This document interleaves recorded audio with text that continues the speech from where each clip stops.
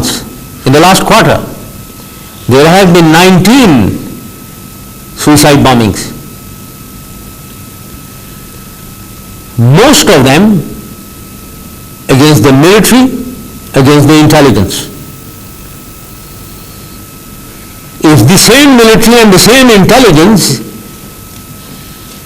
is using the same people who are attacking them, it's a joke. And lastly, may I also add, yes, one more point I want to make very clear. No intelligence organization of Pakistan, I think, is capable of indoctrinating a man to blow himself up. I don't think anyone has this capability to motivate or indoctrinate a person to blow himself up and carry out a suicide bombing attack. It's only done by certain people who know how to handle such people, who indoctrinate, who can affect their minds, and who have been affecting the minds of these unfortunately illiterate, misled youth. So these are the points I can make. God only can convince anybody who doesn't want to be convinced. Right, the gentleman there, please. Matthew Chance from CNN. You've become, Mr. President, so deeply unpopular in so many quarters in Pakistan, amongst civil society activists, amongst members of and supporters of opposition parties, amongst the general public who blame you for many of their problems. Do you see your very presidency as a source of instability in this country? And would you consider stepping down early for the sake of the country? Yeah. If I had agreed with you, I would have stepped down. But I don't agree with you, because your information is wrong. And that is what I genuinely believe. 70% of Pakistan's population lives in villages, and they don't happen to be the ones you come in contact with. Generally, you people come in, especially the Western media and the NGOs, you people generally, I would say, come in contact with people who are modern, who are English speaking, living in cities, with whom you interact most of the time. Yes, you do go around into other places also, but they are not Pakistan. Pakistan lives in villages, 70%, and Pakistan lives all over Pakistan. They are not confined here around Islamabad. They live in Karachi, they live in Lahore, they live in Quetta, they live in Peshawar, they live in the villages all around. I don't think your information is correct. And I really believe that it is not correct. Therefore, now, that is one point. Otherwise, I have been saying many times, the easiest thing for me to do at this moment of crisis was to come on television and say that I've done a lot in 8 years for this country and I need to relax. But that will not take the country out of the problem that it has. Therefore, one has to see the larger interest and act in the larger interest. I don't think you have the correct feel of Pakistan. So therefore, I try to get the correct feel of Pakistan, and then I take my decisions. Right, the lady sitting in the first row, that side, please. Good afternoon, sir. I'm Gretchen from ABC. The night that she was assassinated, Benazir Bhutto was preparing to give U.S. lawmakers a 50-page report that detailed the arrest of thousands of PPP workers, shootings, kidnappings, efforts to get people from her party to defect to pro-government parties. What is your response to allegations by her party that there was rigging going on and that there continues to be rigging going on, pre-poll rigging going on ahead of the elections? Right. What do you call rigging? You are calling this pre-poll rigging.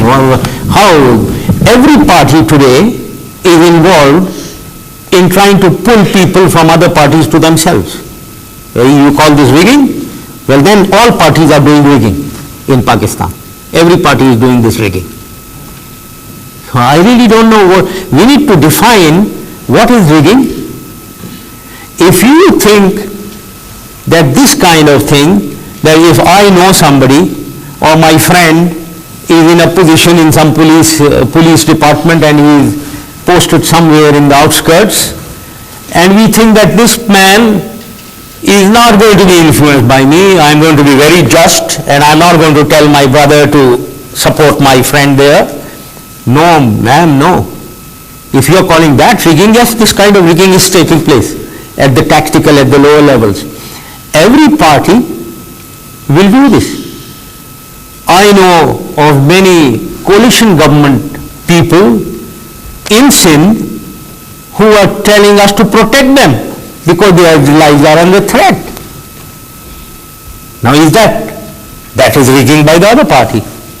So let's be clear on what are we talking of rigging. Let's define rigging. Everyone is an individual here, everyone has friends, everyone has relatives, everyone has influence. And they will try to use that influence in their favor. So if you're calling that rigging, I'm afraid I'm not, in my definition of rigging, that is not rigging.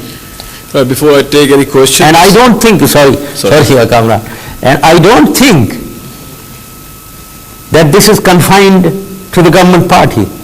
That you said that, I don't know, 1,000 people have been arrested. Wrong, 200% wrong. If at all there was an agitation and people were picked up, they were released in 2 days. So it's absolutely wrong. And I don't at all contribute to this idea that thousands of people of People's Party and they are languishing somewhere and we pick them up and put them behind. Not at all. This is not true at all, whatsoever. Before we take any further questions, just to remind all of you, the topic is transition to democracy and the present crisis. So we remain ourselves to that topic. Yes, please, gentlemen there. I think I would prefer let them ask anything, Kamran. James Astle of The Economist. Let's not make it a military. Okay. Right. I'm open to any question. Permit me just one very small comment on a former answer of yours. You made the excellent point that Pakistan lives mostly in villages, not in the urban centres. When Western journalists apply for a visa to Pakistan, they're given one stamped Karachi, Lahore, Islamabad. We are not allowed to go into the villages and speak to Pakistanis. I mean, this could certainly be improved. My question, if you will, what differences to your rule will have been made by your taking off of the uniform, apart from your direct control of the army? What powers have you actually divested yourself of? Thank you. On your visa, I don't know whether they are doing it for security reasons. I really don't know whether your visa says Karachi, Lahore, and Islamabad. Okay. Right. This is information to me because I'm not dealing with your visas, frankly. Right. Can you please note this and why we are doing this? And there must be some reasons for it, why they do that. And there must be some security concerns, but I would like to get involved in that. Why is it mentioned like that? And you should go. But as far as these elections are concerned, I have personally passed the instructions, please let anyone go anywhere, except where your lives will be under threat. Now the problem of the Ministry of Interior, certainly I know, is when you snoop around in areas where you can be threatened. You know the case of Daniel Pearl, and then the whole blame comes on Pakistan. We got him eliminated. Again, Daniel Pearl, whatever happened to him, the Pakistan government, the Pakistan intelligence agencies, they are the ones who did all that. That is what the world thinks, unfortunately. So therefore, while I don't mind, you want to go to South Waziristan, please go ahead. If any one of you wants to go, I'll pass instruction on your own. You sign a certificate and please go. I'll make sure you go there. So please understand there are some security concerns and this is what they do. And there are in many countries this happens. This happens where they don't want you to be moving around in certain areas. Otherwise, as far as I'm concerned, you can go anywhere. The other point that you made was on the difference when I shed off my uniform. No.